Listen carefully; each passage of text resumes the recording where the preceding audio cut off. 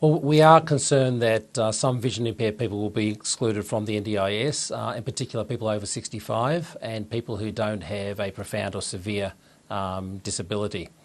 So we're campaigning, we're trying to increase awareness, the necessity to actually include these people and treat them equitably and fairly, along with all the other people with disability.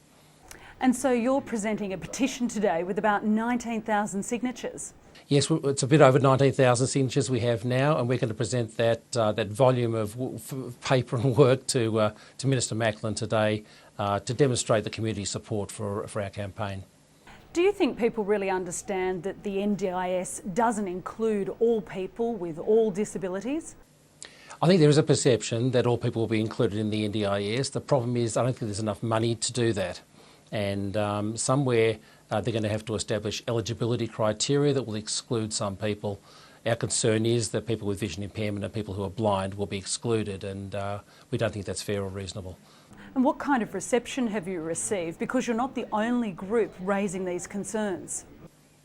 No, every agency in the sector that provides services to people who are blind and vision impaired is concerned in a similar way to us. So everybody's making the same sort of noise. The reception we're getting is quite good, but we're concerned that there are financial limits and that other people are going to have a louder voice than us, and that people with vision impairment and blindness are going to miss out. It must be quite a difficult argument, because you're saying that people with vision impairment deserve to be included in the NDIS, and yet not everyone is able to be included, and it means arguing against others with varying disabilities as well. They are, and how you treat everybody fairly and equitably, I don't know. But the concern we have in particular about people with vision loss is because they tend to fall under the radar a bit, because it's not as obvious that they have a disability or they have difficulty getting around the community.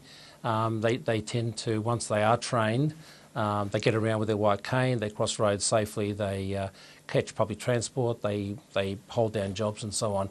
So it's not as obvious, and we just worry that they will slip below the radar. Dr. Graeme White, I do thank you very much for your time on Newsday. Okay, thank you very much for having us on.